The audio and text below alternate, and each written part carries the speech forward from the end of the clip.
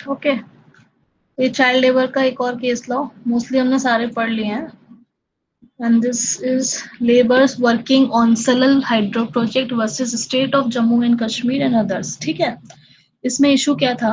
The issue of Indian Express dated 26 August 1982 carried a news item that a large number of migrant workmen from different states. अब देखो इसमें भी facts वैसे ही हैं जो कि हम एक दो केस लॉ में पढ़ते हुए चले आ रहे हैं कि अलग अलग स्टेट से यहाँ पे वर्कमैन को लाया जा रहा था कम वेजेस पे। ठीक है, इंक्लूडिंग यहाँ पे कौन सी स्टेट जो यहाँ पे ज्यादा परसेंटेज में लाया गया होगा वो है स्टेट ऑफ उड़ीसा। उड़ीसा से लोग यहाँ पे लाए जा रहे थे, स्पेशली चिल्ड्रंस। ठीक है, we're working on the Salal hydro electric project. तो एक सलल हाइड्रो इलेक्ट्रिक प्रोजेक्ट था JNK में, जहां पर इस तरीके की एक्टिविटी इन प्रोग्रेस थी। ठीक है, अब एक सबसे पहले हम देख लेते हैं कि सलल हाइड्रो इलेक्ट्रिक प्रोजेक्ट है क्या। यहाँ पे दिया गया है, the Salal hydro electric project is a power project undertaking by the government of India with a view to increasing the generation of electric power in the country by utilising the water of river Chenab. ठीक है, जो river Chenab है उसका water का use करते हुए यहाँ पे इलेक्ट्रिसिटी फॉर्म की जा रही थी। It is a gigantic project located near village Salal in Jammu. तो एक विलेज है सलल जम्मू के पास जहां पे ये पूरा प्रोजेक्ट चल रहा था। ठीक है, तो हमने ये देख लिया। अब back to the same page. अब यहाँ पे देखते हैं कि फैक्ट्स क्या थे। And they were denied the benefits of various labor laws and were subjected to exploitation by the contractors to whom different portions of the work were entrusted by the central government. ठीक है, अब इनके साथ भी वही हो रहा था कि भाई जो पर्टिकुलर लेबर लॉज की जो टर्म्स एंड कंडीशंस थी उनको एज सच इम्प्लीमेंट नहीं करवाया जा रहा था। At the same time they were subjected to exploitation. अब इनका एक्सप्लॉयटेशन कौन कर रहा था? कॉन्ट्रैक्टर्स। तो ये भी मिसरेबल कंडीशंस में यहाँ पे रह रहे थे। सबको वाइज आ रही है? Yes ma'am. ठीक है, तो यहाँ पर ये भी मिजरेबल कंडीशंस में रह रहे थे, इनके संग भी वही एक्सप्लॉयटेशन हो रहा था। The people's unions for democratic rights thereupon address a letter to justice DA Desai. अब यहाँ पे PUDR का रोल यहाँ पे फिर से आ जाता है। तो हमने जो एक और केस लॉ पढ़ा था इसी में दिया गया PUDR वाला। ठीक है, state of Delhi union territory I think था, ऐसा कुछ था उसका। तो यहाँ पर PUDR फिर से यहाँ पे लाइट में आ जाता है, क्यों नहीं? क्योंकि इन्होंने ये जो पर्टिकुलर इशू है यहाँ पे हाईलाइट किया और एक लेटर जो एड्रेस किया जस्टिस दयानंद देसाई को रिगार्डिंग, उसमें क्या क्या मेंशन था? रिपोर्ट एंड रिक्वेस्टिंग हिम कि उस लेटर को ही क्या कर लिया जाए? रिट मान लिया जाए, रिट पिटिशन। ऐसा होता है ना कि किसी भी पर्टिकुलर लेटर को ऐसे रिट ट्रीट करके फर्दर उस पर एक्शन लिया जा सकता है। ठीक है, and by an order dated September 10, 1982, this court directed that the Union of India, State of Odisha, the Labour Commission Odisha at New Delhi, the State of Jammu Kashmir, अब इन सबको एक तरीके का नोटिस इशू हो जाता है। ठीक है, अब नोटिस क्या इशू हो जाता है कि कोर्ट डायरेक्ट करता है कि भाई आपको जो भी यहाँ पे इस पर्टिकुलर साइट पे जो जम्मू कश्मीर की जो सलल साइट है जो वहाँ पे काम चल रहा है Salal hydro project electric project का, उसमें जो भी इस तरीके का एक्टिविटी चल रही है बाउंडेड लेबर से रिलेटेड, वो आपको रिपोर्ट सबमिट करनी है कि वहां पे एग्जैक्टली हो क्या रहा है। ठीक है, on the basis of the writ petition जो कि उनके सामने आई है।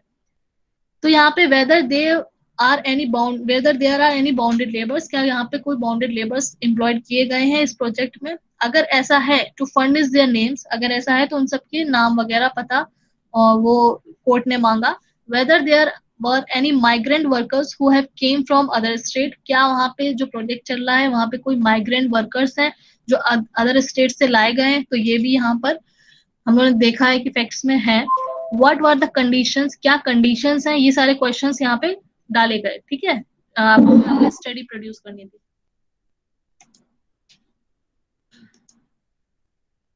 तो यहाँ पे ये सारी चीजें कोर्ट ने कहा कि अगर कोई माइग्रेंट वर्कर वहां काम कर रहा है तो वो किस कंडीशंस में, वहां पे लिविंग कंडीशंस क्या है, क्योंकि यहाँ पे आर्टिकल 14 का 21 का वायलेशन हो सकता है। ठीक है, whether the labour laws enacted for their benefit are being observed and implemented as a way. ठीक है, मतलब जो भी लेबर लॉज के अकॉर्डिंग जो वहां पे एक्ट है, वहां पे इम्प्लीमेंटेशन उनका वैसा हो रहा है कि नहीं हो रहा है।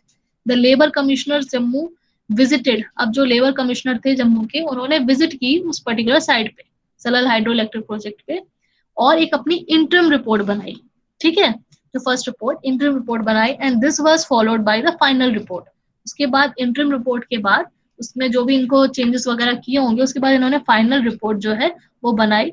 और उसके बाद यहाँ पे the writ petition thereafter came up for the hearing, उसके बाद रिट पिटीशन की हियरिंग वगैरह आती है। अब देखते हैं कि क्या क्या चीजें इस रिपोर्ट के अंदर आई। ठीक है, the court also directed the union commission at the same time. ठीक है, हाँ, अब कोर्ट ने क्या किया, क्योंकि यहाँ पर भी जो मेन एक कह सकते हो टीम, वो कौन सी टीम थी, पीयूडीआर वाली। ठीक है, और पीयूडीआर वाली टीम यही सेम तरह की पिटीशन दिल्ली वाले केस में भी ला चुकी थी, जहाँ पे ठेकेदार वगैरह क्या करते थे, जो वेजेस थी वो पर्टिकुलर ले तो लेते थे, पर वहां पे जितनी देनी चाहिए उतनी वर्कर्स को नहीं देते थे, आधी क्या करते थे अपने जेब में डालते थे। ठीक है, तो उनको मिनिमम वेजेस भी प्रोवाइड नहीं की जा रही थी। तो यहाँ पर कोर्ट ने, the court also directed following it's decision, जो कोर्ट ने डिसीजन लिया फर्दर इन सारी चीजों को इम्प्लीमेंट करवाने के लिए, लॉज को इम्प्लीमेंट करवाने के लिए, अगर वहां पे कोई इस तरीके के बच्चे काम कर रहे हैं जिनकी एज 14 ईयर्स से कम है, तो वो सारी चीजों को प्रोहिबिट करवाने के लिए, और जो लॉज वर्क करने चाहिए उनका सही से इम्प्लीमेंटेशन किया जाए। इन सारी चीजों के ऊपर कोर्ट ने फोकस करवाया, वहां पे गाइडलाइंस इशू करी। Eight the same time court ने जो पीयूडीआर वाले केस में जो अपना जजमेंट दिया था, ठीक है, उन सारी चीजों को भी फिर से यहाँ पे रिकंसिडर किया गया। ठीक है, यहाँ पे क्या, the union of India, the chief commissioner central shall ensure that hereafter minimum wages is paid directly by the central government or the contractor, as the case may be, to the workmen employed by them without the intervention of any subcontractor or Jamadar or the ठेकेदार। ठीक है, अब आप देख रहे हो कि court ने यहाँ पे सीधे सीधे बोला, जो कि पीयूडीआर में भी बोला था, सेम चीजों का हवाला देते हुए, कि भाई अगर आप किसी भी लेबर को रख रहे हो, तो उनका जो आपको वेजेस देनी है वो सीधे डायरेक्टली उन तक पहुंचनी चाहिए, ना कि बीच में जो बीच के जो सब कॉन्ट्रैक्टर्स होते हैं, ठेकेदार होते हैं, जो डिडक्ट कर लेते हैं और बाकी का अमाउंट देते हैं। ठीक है, सिर्फ क्या दे रहे हैं, खाना पीने का, जो एक तरीके से जीवित रहने के लिए आपको जो चाहिए वो, और लाइफ विद डिग्निटी की तो बात यहाँ पे कर ही नहीं रहे हैं। ठीक है, तो कंप्लीट वायलेशन ऑफ आर्टिकल 21 हो रहा है। तो इस तरीके की चीजों पे उन्होंने कहा जो भी पेड मिनिमम वेजेस पे की जाए वो सीधे सीधे उनके हाथों तक पहुंचे, दैट इज द वर्कमैन जो यहाँ पे एम्प्लॉयड है। ठीक है, ना कि बीच में जो खाने वाले लोग हैं उनको यहाँ से हटा दिया जाए। The reference to the subcontractor in this order will be confined only to those subcontractor which has been licensed। अब ये हमने भी देखा था, कॉन्ट्रैक्टर की बात आ जा रही, जैसे हमने बोला था आपको, प्रिंसिपल हो गया और एजेंट हो गया। ठीक है, तो यहाँ पे कॉन्ट्रैक्टर और सब कॉन्ट्रैक्टर्स, अब सब कॉन्ट्रैक्टर्स भी यहाँ पे वो वाले ट्रीट किए जाएंगे, अपने मनमानी से नहीं आप बन गए। ठीक है, जिनके बारे में यहाँ पे पर्टिकुलर एक्ट में मेंशन है, अगर वहां से आपको पावर दी गई है टू द प्रिंसिपल, जो मेन अथॉरिटी है, कि भाई आप अपनी पावर को डेलीकेट करके दूसरे लोगों में डाल सकते हैं। ठीक है, कि भाई मेरे पास इतनी पावर है, मैंने अपना काम क्या किया, दूसरे लोगों में डाल दिया, मतलब कॉन्ट्रैक्टर्स अपॉइंट कर लिए। उसके बाद कॉन्ट्रैक्टर के पास भी काम ज्यादा है तो वो क्या करते हैं, सब कॉन्ट्रैक्टर्स अपॉइंट कर लेते हैं। अगर कॉन्ट्रैक्ट लेबर रेगुलेशन एक्ट के अकॉर्डिंग, ठीक है, अगर कॉन्ट्रैक्ट लेबर एक्ट के अकॉर्डिंग ऐसी पावर दी गई है अकॉर्डिंग टू द एक्ट, तो आपके पास ये पावर है कि आप सब कॉन्ट्रैक्टर्स अपॉइंट कर लो, वरना ये जो बीचवानी जो यहाँ दिए गए हैं, ये सारी चीजों को यहाँ पे कंप्लीटली एक्सक्लूड कर दिया गया है। ठीक है, फिर यहाँ पे बात आती है, और क्या बोला गया, the union of India and the chief labour commissioner will also in the mean while ensure that section 16 to 19 of the Contract Labor Act read with the relevant rules। अब सारे जो भी रूल्स एंड रेगुलेशन जो भी act आते हैं और जिनका इम्प्लीमेंटेशन सही से नहीं किया जा रहा था, तो कोर्ट ने यहाँ डायरेक्ट किया उन सारी चीजों को, प्रोविजंस को एज सच इम्प्लीमेंट करवाने के लिए। ठीक है,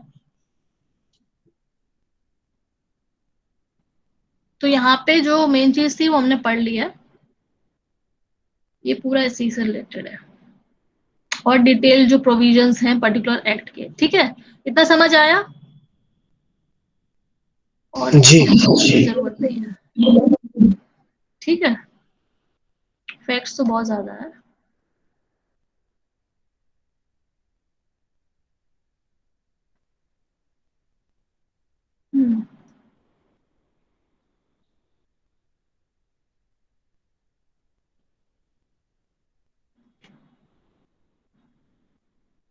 यहाँ पे भी लास्ट में देखो मिनिमम वेजेस की बात की है, जहाँ पे फोकस किया गया है।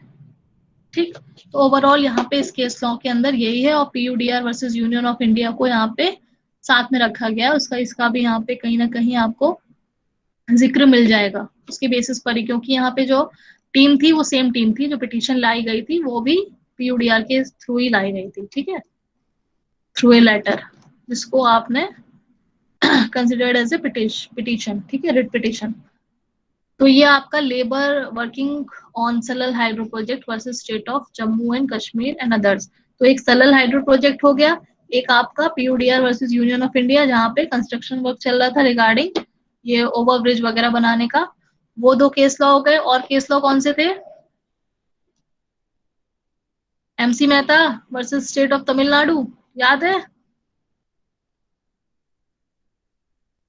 बताओ भाई।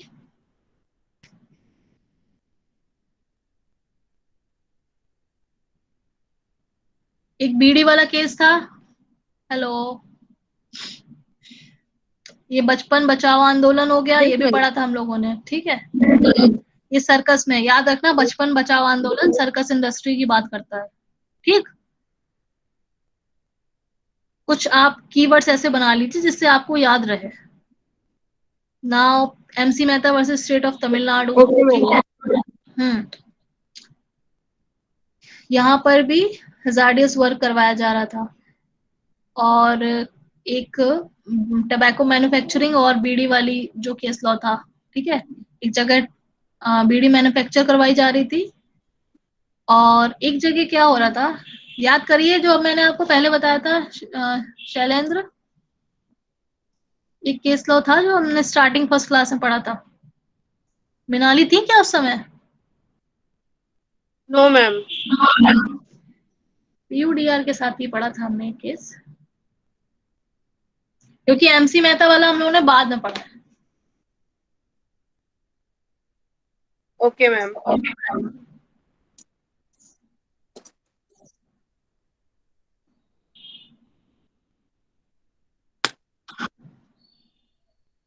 बंधुआ मुक्ति मोर्चा है। ठीक है, एक बचपन बचाओ आंदोलन और बंधुआ मुक्ति मोर्चा में कंफ्यूज मत होइएगा। तो हमने जो बंधुआ मुक्ति मोर्चा में पढ़ा था वो था employment of children in carpet industry. कहाँ पे? उत्तर प्रदेश में। ठीक है, तो यहाँ पे कारपेट इंडस्ट्री में वर्क कर रहे थे, तो यहाँ पे सीधे सीधे article 24, 39 E and F and 45 of the constitution यहाँ पे वॉयलेट किया हो रहा था, इसलिए उसके अगेंस्ट यहाँ पे कंटेंशन साइन थी। ठीक है, और यहाँ पे जो हमारा बंधुआ मुक्ति मोर्चा ये कारपेट इंडस्ट्री पे हो गया, बचपन बचाओ आंदोलन किस पे हो गया? सर्कस से रिलेटेड हो गया। ठीक है, और हमारा क्या था ये पीयूडीआर में हमने क्या देखा था, यहाँ पे भी कंस्ट्रक्शन का वर्क चल रहा था, जैसे कि सलल प्रोजेक्ट में चल रहा था। उसके बाद हमने देखा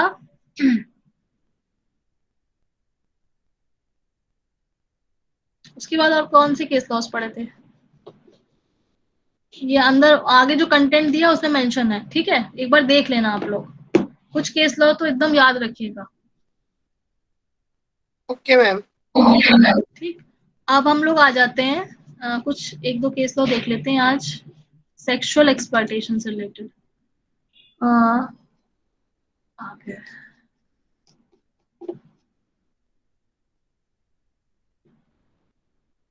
यहाँ पे जो भी केस लॉ है मेन फोकस हमारा किस पर है? जुवेनाइल्स पे। ठीक है,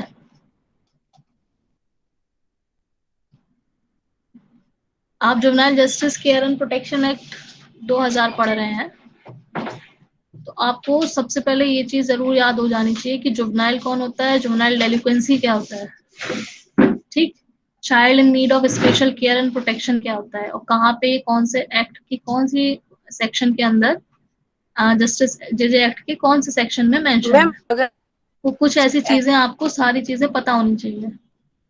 ये यूनिट 4 खत्म हो गया। हाँ बताइए। हेलो, वॉइस आ रही है? आ रही मैम, साफ आ रही। ठीक है, ये कुछ चीजें आपको पता होनी चाहिए। ये हम लोग सीधे 344 पेज पे चलते हैं अभी। जब ये आपका 4th यूनिट कंप्लीट हो जाएगी तो मैं थोड़ा फर्स्ट वगैरह फिर से आपको रिवाइज करवा दूंगी, क्योंकि मेन क्वेश्चंस आपके फर्स्ट सेकंड यूनिट से आपको पता होना चाहिए, ठीक है। Okay ma'am. चिल्ड्रन,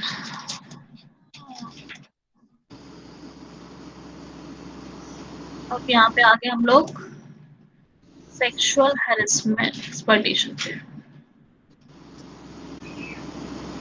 ठीक है, हमारा चैप्टर 7। इसमें आपको बहुत सारे केस लॉस मिलते हैं जहाँ पे सेक्सुअली एक्सप्लॉइट किया जा रहा है बच्चों को। यहाँ पे पहला केस लॉ जो हम पढ़ेंगे आज वो है Munna and others versus state of Uttar Pradesh, ठीक है, ये कानपुर का ही है। यहाँ पे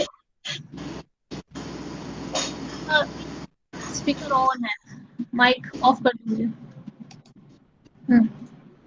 ठीक है, तो यहाँ पे Munna versus state of Uttar Pradesh है। इसमें क्या है, जो फैक्ट है थोड़े बहुत हम लोग देख लेते हैं।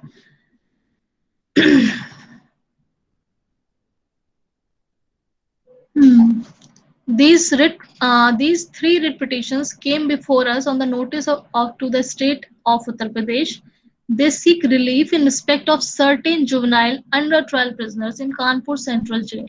ठीक है, तो यहाँ पर जो बात की जा रही है वो क्या बात हो रही है यहाँ पर कि कानपुर जो की जो सेंट्रल जेल है उसमें कुछ ऐसे जुवनाइल्स हैं that are under trial prisoners जिनको वहां पर रखा गया है, और as according to the JJ act उनको कहाँ रखना चाहिए,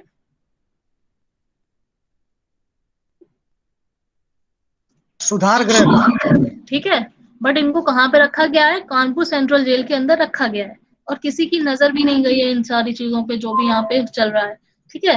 the allegation in respect of these juvenile under trial prisoners are that though there is a children's home in Kanpur, ठीक है, तो आप जो चिल्ड्रंस होम की बात कर रहे हैं सुधार गृह रिहेबिलिटेशन होम्स, वो कानपुर में हैं, फिर भी उनको जो जुवेनाइल्स हैं उनको प्रिजन्स के अंदर रखा गया है।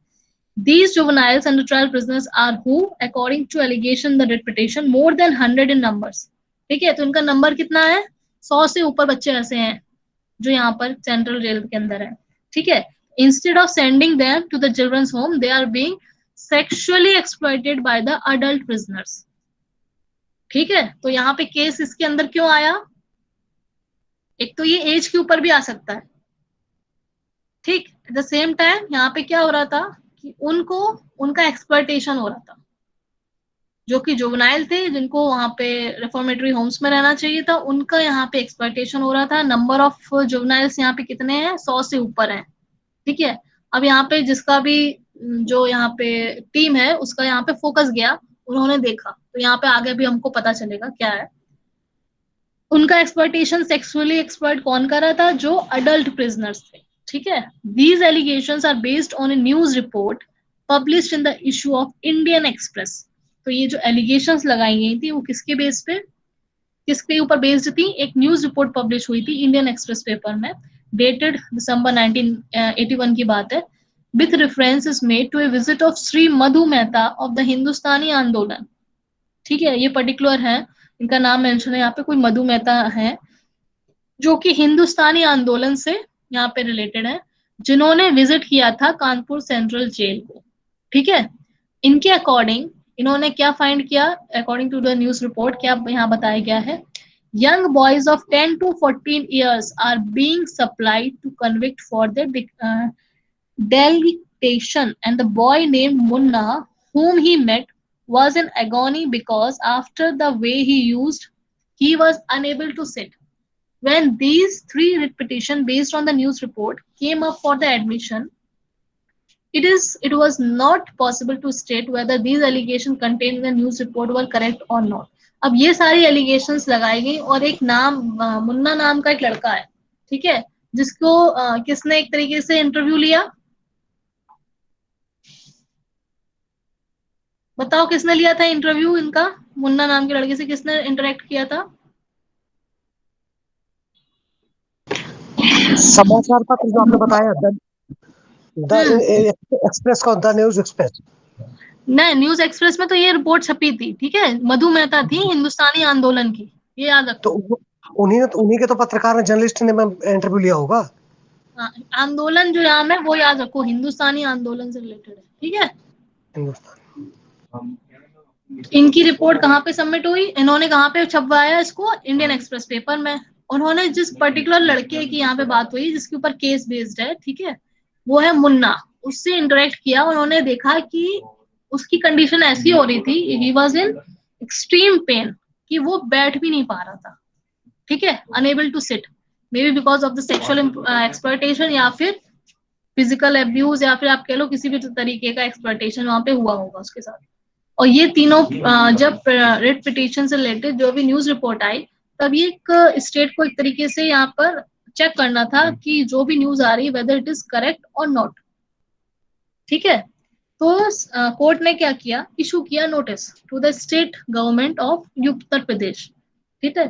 इसमें इन्होंने क्या किया, in each of this three petition but it appears that in the meanwhile the writ petition bearing was also filed in the at the same time. यहाँ पे क्या हुआ, एक और रिट पिटीशन फाइल हो गई ऑन द सेम टॉपिक पे in the Allahabad high court regarding juvenile under trial prisoners, ठीक है।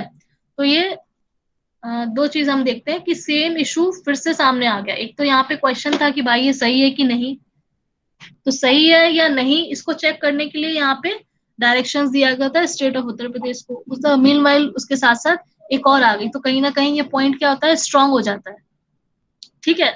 अब यहाँ पर with the end in view, made an order dated 18 December 18 requesting the senior most judge of Kanpur, जो कानपुर का सीनियर मोस्ट जज था, उसको एक ऑर्डर आया कि आप विजिट करिए कानपुर सेंट्रल जेल और रिपोर्ट बनाइए on the basis of these following points, ठीक है, कि क्या whether there is any detenu below the age of 16 year who is being detain in the district jail Kanpur, क्या कोई भी ऐसा बंदी है जिसकी एज 16 साल से कम है और उसको डिटेन किया गया है कानपुर जेल में, ठीक है। अगर है तो इन सबके नाम्स वगैरह मेंशन करिए, ठीक है। एट द सेम टाइम अगर whether any detenu below the age of 21 year is being kept under fetters and was being kept under fetters. Third point है whether any such person is being subjected to torture. Torture यहाँ पे सीधे सीधे आप कह लो exploitation, sexual exploitation का यहाँ पे टर्म नहीं दिया गया है, ठीक है। तो यहाँ पे टॉर्चर वर्ड के अंदर ही आपको एक तरीके से कह सकते हो स्कोप बढ़ गया यहाँ पे जो टर्म है, ठीक है। यहाँ पे हर तरीके का रिसर्च करनी पड़ेगी यहाँ पे कि इसके अंदर कौन कौन सी चीजें आती हैं, ठीक है। तो यहाँ पे फैचर्स की बात हुई कि भाई इन लोग को, जैसे कि यहाँ पे कंटेंशन आई होंगी कि उनको जो पैरों में बेड़ियां वगैरह नहीं होता जो डाल के रखा जाता है, ठीक है। तो कोई भी ऐसा डिटेन्यू हो जिसकी एज 21 साल से कम है उसको इस तरीके के चेन्स वगैरह में बांध के रखा जा रहा है, फेटर्स वगैरह में। तो वो सारी चीजें आपको यहाँ पे रिपोर्ट में सबमिट करनी थी। Whether such inmates of the prisoners are being provided with medical facilities, क्या जो इस तरीके का इनह्यूमन प्रैक्टिसेस चल रही हैं, किसी भी तरीके का एक्सप्लॉयटेशन चल रहा है, तो क्या मेडिकल फैसिलिटीज प्रोवाइड की जा रही हैं। तो ये सारी चीज सेशन जज विजिट किया उन्होंने कानपुर सेंट्रल जेल में और उन्होंने सबमिट करी अपनी report to the Allahabad high court, ठीक है। फिर यहाँ पे जो चीजें सामने आई, यहाँ पे जब ये केस कंटिन्यू था उस बीच कुछ अंडर ट्रायल जो प्रिजनर्स थे जुवेनाइल, उनको क्या किया गया, कहाँ भेज दिया गया, जुवेनाइल होम्स में, ठीक है। तो यहाँ पे रिफॉर्मेटरी होम्स में भेज दिया गया। कहीं ना कहीं एक तरीके से आप कह लो कि जब आपके ऊपर चेक आया तो आपने उससे बचने के लिए चीजों को सही से करना स्टार्ट कर दिया कि भाई अभी चेकिंग स्टार्ट हो गई है, रिपोर्ट सबमिट हो चुकी हैं, और भी यहाँ पे फर्दर इन्वेस्टिगेशन हो सकती है। तो इस तरीके से कि और इसमें ये भी चीजें सामने आई कि भाई अभी उनका जजमेंट होने ही वाला था, इसलिए उनको कुछ दिन के लिए रखा गया था। ठीक है, ये सारी चीजें इस केस में आपके सामने आई थी। और यहाँ पे कोर्ट ने जो कंटेंशंस दी थी कि कोई भी इस तरीके का जो प्रोसेस चल रहा है कि जिसकी age below the age of किसी भी अंडर ट्रायल प्रिजनर की एज जिसकी 16 साल से कम है, उनको देन एंड देयर तत्काल प्रभाव से क्या किया जाए, ट्रांसफर कर दिया जाए टू होम्स, रिफॉर्मेटरी होम्स। ठीक है। और जो ओवरऑल यहाँ पर जो हमने देखा मेहता की रिपोर्ट जो थी जिन्होंने इंडियन एक्सप्रेस में छपवाई थी, उसके अकॉर्डिंग यहाँ पे नंबर ऑफ प्रिजनर्स कितने थे, अंडर ट्रायल प्रिजनर्स जो जुवेनाइल थे, मोर देन 100। ठीक है। बट जो सेशन जज की जो रिपोर्ट आई उसमें उन्होंने देखा कि picked out only 9 under trial जो प्रिजनर्स हैं, उनको उन्होंने जो रिपोर्ट में आपने बताया वो बताया कि सिर्फ 9 ही ऐसे लोग हैं जिनकी ये 16 साल से कम है और वो अंडर ट्रायल है। ठीक है। तो यहाँ पे कहीं ना कहीं दोनों रिपोर्ट में क्लैश थे। ठीक है। हेलो। Yes ma'am. ठीक। तो ये सारी जो ऑफिशियल रिपोर्ट आई और जो उन एक्टिविस्ट के थ्रू आई वो दोनों थोड़ी डिफरेंट थी।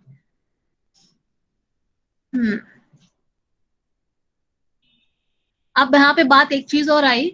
अब यहाँ पे जैसे कि क्वेश्चन आया रिगार्डिंग द एज, तो अपने बचाव के लिए उन्होंने क्या बोला कि जो क्योंकि यहाँ पे जो number of under trial prisoners आप देख रहे हो juvenile according to the report वो 9 है। ठीक है। और उन्होंने जितना इंडियन एक्सप्रेस में छप के आई थी रिपोर्ट उसके अकॉर्डिंग कितने थे, देयर वर मोर देन 100। तो यहाँ पे क्वेश्चन भी आ गया कि कहीं कुछ ऐसा तो नहीं हो रहा है कि चीजों को छुपाया जा रहा है। ठीक। तो यहाँ पर जो जेल का डॉक्टर होता है उसको एक तरीके का इंस्ट्रक्ट किया गया कि आप जाइए और देखिए जो जैसे कि एज के ऊपर जो इशू है कि जो आपके जो पेपर्स में एज है और जो एक्चुअल एज है उससे रिलेटेड यहाँ पे इनको एक रिसर्च स्टडी दी गई कि आप जाइए कितने ऐसे प्रिजनर्स हैं जिनकी एज को छुपाया जा रहा है। अगर कोई ऐसा डाउट है about the age of under trial prisoners, तो regarding they should be instead of relying upon the police के पेपर्स पर रिलाई करने के बजाय विद रिगार्ड टू एज एक चीफ मेडिकल ऑफिसर के थ्रू जो ओपिनियन आएगा that will be considered as final. ठीक है। तो ये भी एक चेक रखा गया कि भाई पेपर्स में एज जो दिखाई गई है और जो एक्चुअल एज है, तो ये कोर्ट ने कहा apprise the court concern of it so that the presiding officer direct the accused to be produced before the juvenile जज to enable him to take the benefit of the provisions of children's act.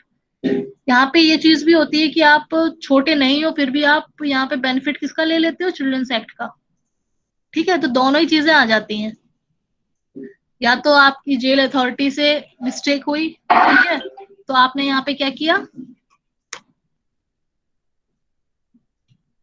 जब jail authority से आपकी mistake हुई तो उन्होंने दिखा दिया कि एज में बड़े हैं।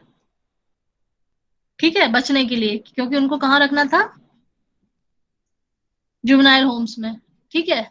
अब जब बात आ जाती है कुछ ऐसे भी होते हैं जो पेपर वर्क है जिनका, वो इस तरीके के पेपर्स ऑलरेडी फ्रेम करवा लेते हैं जहां पे उनकी एज कम हो ताकि उनको किसका बेनिफिट मिल सके, जो एक्ट्स हैं उनका, ताकि एज उनकी क्या है 16 के अंदर आ जाए। ठीक है। तो यहाँ पे दोनों चीजों को चेक रखने के लिए इस तरीके के आपको जो चीफ मेडिकल ऑफिसर्स थे उनको इंस्ट्रक्ट किया गया बाय द सेशन जज कि प्रूफ लेके आइए रिगार्डिंग द एज, क्योंकि यहाँ पे नंबर्स क्या थे, वेरी कर रहे थे। ठीक है। बट ये फर्दर दोनों केस लॉ साइमल्टेनियसली सेम चीज पे चल रहे पिटिशंस जो आई थी, वो ओवरऑल यहाँ पे पूरे केस में वही दिखाया गया है किस तरीके से और चिल्ड्रंस को उसमें ट्रांसफर किया गया। ठीक है। द रीजन ऑफ इनलाइजेशन और इस केस में एज सच एक काम करिएगा आप लोग, हेलो जी। Yes ma'am. ठीक है, ये जो फैक्ट्स वगैरह हैं और जो ओवरऑल यहाँ पे काम दिया गया रिपोर्ट वगैरह तैयार करने का, वो हमने सब पढ़ लिया है, ठीक है।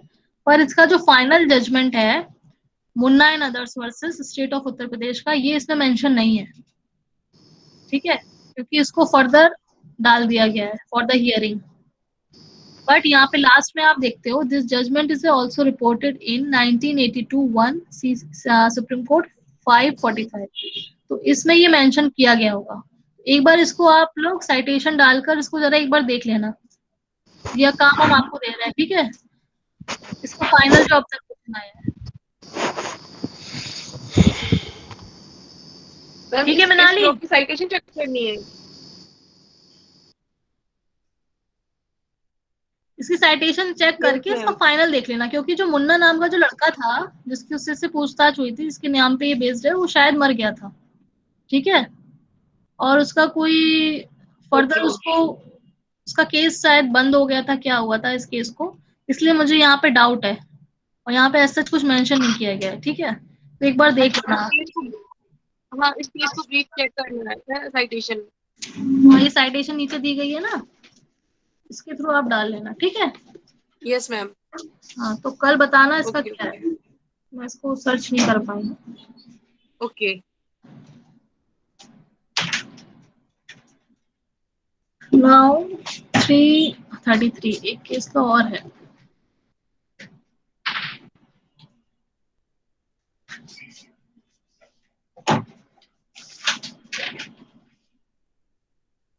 एक केस और देख लेते हैं हम सेक्सुअल एक्सप्लॉयटेशन पे।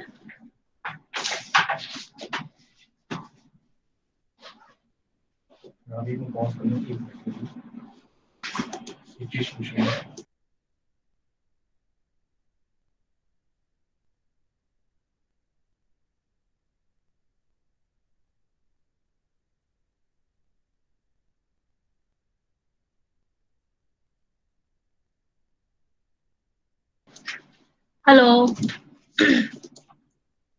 जी यस मैम। मैम। ठीक है, ये वाला केस और देख लेते हैं हम लोग 344 पेज नंबर पे। ये याद रखिएगा पेज नंबर, ठीक है। ये है state of Uttar Pradesh versus Babul Nath, ठीक। इसमें सेक्शन 376 ऑफ पीनल कोड यहाँ चार्ज लगाया गया है। जो रिस्पोंडेंट है बाबुल नाथ, जिसके ऊपर एलिगेशंस लगाए गए हैं, वो 32 साल का एक आदमी है, इज अ यंग मैन। इसके ऊपर चार्जेस फ्रेम है for offence punishable under 376 of the Indian penal code for committing rape on Kumari Nirmala Devi, जिसकी चाइल्ड की एज क्या है, 5 साल, ठीक है। 5 साल की बच्ची के संग इसने रेप किया है इन द आफ्टरनून 1977 की बात है, in the Grove of the Baleshwar Pathak in the village Rampa with in the जुडिक्शन of police station Bhadohi, district Varanasi की यहाँ बात चल रही है, ठीक है। तो वाराणसी में डिस्ट्रिक्ट भदोई, ये सेशन ट्रायल का केस है। वाराणसी फाउंड द रिस्पोंडेंट, दो जो सेशन जज हैं वाराणसी के, found that the respondent guilty of the offence charged with and therefore convicted him under section 376 IPC, ठीक है। तो यहाँ पे क्या हुआ, कन्विक्ट कर लिया गया under section 376 by the session जज, ठीक है। फिर क्या हुआ, और उनको 5 साल का इम्प्रिजमेंट इसको यहाँ पे कन्फाइन कर दिया गया। On appeal by the respondent, the High Court rejected the testimony of the sole eyewitness Ram Lakhan. अब ये केस अपील में चला गया हाई कोर्ट में, ठीक है। तो जो ओवरऑल सोल विटनेस था, one and the only one, Ram Lakhan नाम का, उसकी टेस्टिमनी पे, मतलब उसने जो बताया उसकी वैलिडिटी पे यहाँ पे एक क्वेश्चन आ गया, ठीक है, कि भाई जो उसने देखा भी कि नहीं देखा। Just on the basis of that यहाँ पे क्या किया गया, कन्विक्ट कर लिया गया था किसको, बाबुलनाथ को, ठीक है। तो उन्होंने क्या किया, हाईकोर्ट ने इस पर्टिकुलर केस में जो सेंटेंस दिया गया था बाय द सेशन कोर्ट, उसको सेट असाइड कर दिया, ठीक है। और क्या किया, जो एक्यूटल ये जो कन्विक्शन था उसको एक्यूटल में कन्वर्ट कर दिया, ठीक है। और इसको क्या किया, बरी कर दिया गया। Conviction and sentence imposed on the respondent and the acquitted him of the charge of rape, ठीक। फिर क्या हुआ, SLPI 136 सबको पता है कॉन्स्टिट्यूशन में।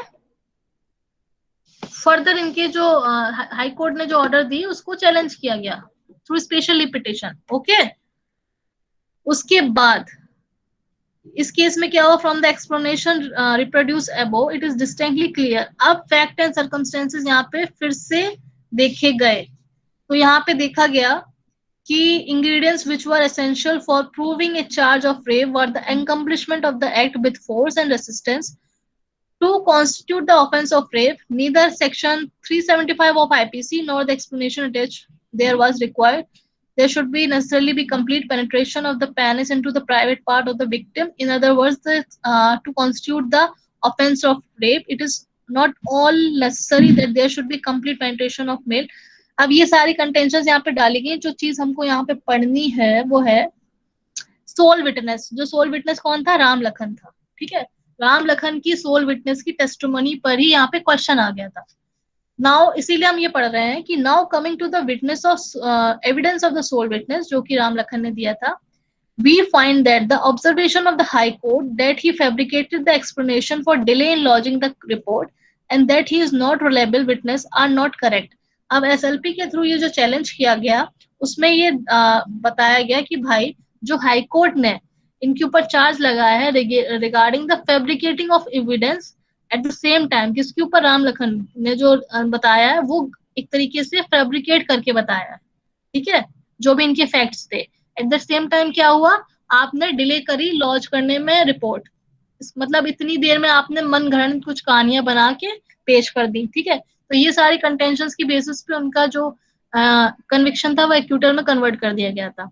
It may be pointed out that the girl Nimra Devi was totally stranger for informant Ram Lakhan and other person who attended on her when she was found lying in semi-conscious state with injuries on her private part with profuse bleeding. Ram Lakhan disposed that he, along with others, took the girl and proceeded on the foot of the police station. They tried to trace the identity of the girl and her parentage and then managed for a khatola small cot on which the girl could be taken. अब यहाँ पे एक और contention लगाई गई कि भाई जो राम लखन है ही वॉज कम्प्लीटली स्ट्रेंजर और जो भी लोग वहां पे हेल्प करने आए थे उस लड़की को उठा के हॉस्पिटल ले गए, मतलब एक छोटा सा खटोला का इंतजाम किया, उसके थ्रू ये लोग उसके ऊपर लिटा के ये लोग लेके गए। उसके बाद इन्होंने पुलिस स्टेशन में कंप्लेंट दर्ज करवाई। ये सारी चीजें यहाँ पे बताई गई हैं कि किस तरीके से यहाँ पे राम लखन जो सोल एविडेंस यहाँ पे बताया गया आई विटनेस उसको गलत प्रूफ किया गया है। ठीक है, कि जान ना पहचान आप लोग कहाँ से आ गए और जो भी लोग वहां थे वो कोई भी उसके घर के नहीं थे। He stayed for some time near his village on the expectation. अब यहाँ पे जो लास्ट हम पढ़ते हैं कि राम लखन ने 5 से 6 घंटे बाहर स्पेंड किए before reaching to the police station. तो इस बीच वो कहाँ था, क्या वो ये रीजन काफी नहीं है कि वो फैब्रिकेट कर रहा था सारे एविडेंसेस को, या फिर उसकी कोई दुश्मनी थी जो कि मेन रिस्पोंडेंट था। ठीक है, the evidence of Ram Lakhan has been held to be unreliable as the High Court found that the statement was not consistent with the report lodged by him and the statement to the police under article section 161 CRPC के अंदर जो इन्होंने report दर्ज करवाई वो relevant नहीं था। Final जो हम इसकी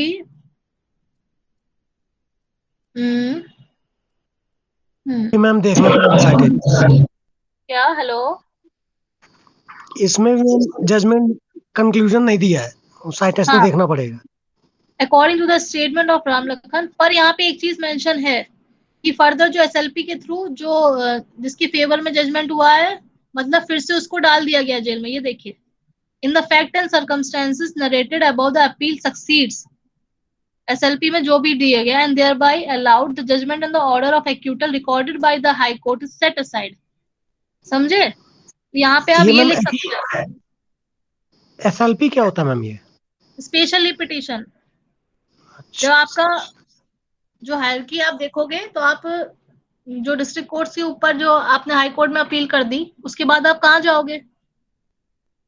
ठीक है, तो आप एक स्पेशली पिटीशन के थ्रू आप फिर से उस पर्टिकुलर जजमेंट को चैलेंज कर सकते हो। ठीक है, तो वो उसके थ्रू क्या हुआ यहाँ पे जो जजमेंट था हाई कोर्ट का उसको सेट असाइड कर दिया एसएलपी के थ्रू। ठीक है, क्योंकि उन्होंने फाइंड आउट किया according to the fact and circumstances की फैब्रिकेट नहीं किया गया था कोई भी जो फैक्ट्स थे उनको। ठीक है, मतलब जो सोल विटनेस थे राम लखन वो उन्होंने जो भी बातें की वो सही की गई थी। ठीक, और इतना टाइम क्यों लगा, कैसे लगा वो सारी चीजें यहाँ पे फैक्ट के अकॉर्डिंग प्रूफ हो गई, इसलिए उन्होंने सेट असाइड कर दिया। और जो पनिशमेंट मिला था, किसको मिला था? रिस्पोंडेंट को जो मिला था उसको क्या किया गया? Respondent guilty for the offence punishable under section 376 and imposing a sentence of 5 years rigorous imprisonment को क्या किया गया? रीस्टोर्ड कर दिया गया। ठीक है, फिर से लगा दिया गया। और रिस्पोंडेंट को क्या किया? कस्टडी में ले लिया गया। और उसकी बेल बॉन्ड जो बेल के ऊपर छूटा गया था वो क्या हुआ था? जो फर्दर बेल बॉन्ड उसने फिर से डाली होगी वो कैंसिल हो गई। ठीक है, वहां पे तो सीधे सीधे उसका एक्यूटल हो गया था, बेल बॉन्ड कहाँ पे आएगी। ठीक, यहाँ पे उसको बेल बॉन्ड पे रिहा करने का उसने फिर से डाला होगा, बेल मिल जाए। और यहाँ पे उसकी बेल कैंसिल हो गई, उसको कस्टडी में ले लिया। और जो पुराना जो जजमेंट आया था सेशन कोर्ट के द्वारा वो रिस्टोर कर दिया गया। ठीक, तो ये स्पेशल बेंच के थ्रू, एसएलपी के थ्रू आपका ये जजमेंट हो गया। ठीक है, तो यहाँ पे जो जैसे कि सेक्सुअल एक्सप्लॉयटेशन से रिलेटेड केस, जैसे ये वाला केस देखा, यहाँ पे आप थोड़ा बहुत उसको मेंशन कर दीजिए, ज्यादा इसमें मेंशन करने की आपको लिखने की जरूरत नहीं है। बट जो अभी हमने लेबर से रिलेटेड केस लॉस पढ़े वो ज्यादा इंपॉर्टेंट हो जाते हैं आपके लिए। ठीक है, और अभी जो इससे पहले जो हमने केस लॉ पढ़ा था वो भी इंपॉर्टेंट हो जाता है, क्योंकि वहां पे किसकी बात आ रही है? एज की बात आ रही है। एट द सेम टाइम वहां पे सेक्सुअल एक्सप्लॉयटेशन हो रहा है। और वहां पे सेम चीज एक और आपकी जुवेनाइल जस्टिस एक्ट के अंदर आती है, दैट इज रिफॉर्मेटरी होम्स। ठीक है, उनको रखा गया है अडल्ट के साथ, ठीक है, प्रिजनर्स के साथ मेन जेल में रखा गया है। तो वो वाला केस आपका इंपॉर्टेंट हो जाता है। ठीक है मिनाली एंड ऑल? Yes ma'am.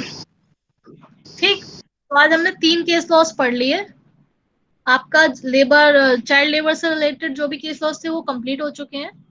ये हमने 2 सेक्सुअल एक्सप्लॉयटेशन से रिलेटेड पढ़े हैं। और आगे क्लास में हम 2 क्लासेस और चलाएंगे, 2 से 3, जहाँ पे और केस लॉ डिस्कस करेंगे, ताकि आपका जो जुडिशियल डिसीजन वाला जो टॉपिक है उसमें मैक्सिमम आपकी केस लॉस कवर हो जाए। ठीक है, ओके मैम। क्योंकि ये ज्यादा दिन आपका यूनिट लेगी नहीं, जल्दी इसी कमिंग वीक्स में आपकी ओवर हो जाएगी। ठीक है, यस मैम। चलिए फिर एंड करते हैं। Okay, ma'am thank you ma'am. एक क्वेश्चन था, हाँ ये हालांकि आपके सब्जेक्ट से जुड़ा हुआ नहीं है, लेकिन हाँ, वो 70 to 161 में कुछ समझना था, कल पढ़ रहे थे, तो अगर आज्ञा हो तो पूछे, नहीं तो फिर कल। सेक्शन की कॉन्स्टिट्यूशन अनुच्छेद आर्टिकल 72 और 161 के बारे में कुछ भ्रांति थी, तो हमने कहा पूछे, नहीं तो फिर कल पूछे आपसे। पूछिए, क्या है क्वेश्चन बताइए। आज दे पाएंगे तो आज बता देंगे। 72 में तो ये है कि जुडिशियल रिव्यू होगा, ठीक है। 161 में होगा कि नहीं होगा? बिल्कुल होगा, क्यों नहीं होगा? दोनों पावर्स तो सेम है ना, वो गवर्नर की पावर हो जाती है, वो प्रेसिडेंट की हो जाती है। कोई ऐसा केस लॉ है जहाँ पे नहीं दिया गया हो? मैम वही तो कंफ्यूजन है, कल जो पढ़ रहे थे हम, तो हाँ, उसमें बता रहा कि नहीं, तो हमने कहा फिर आप नहीं ही होगा। से। कौन सा केस लॉ है? अब मैम या तो उसे दोबारा खोले हम। ऐसा करो, हमको वो फाइल वगैरह को सेंड कर दो, ठीक है, क्योंकि ये पावर जो पार्डनिंग की है 72 और 161 में गवर्नर की, वो सेम होती है। कहीं ना कहीं ये एग्जीक्यूटिव आपको पावर दी गई है लेजिस्लेशन की।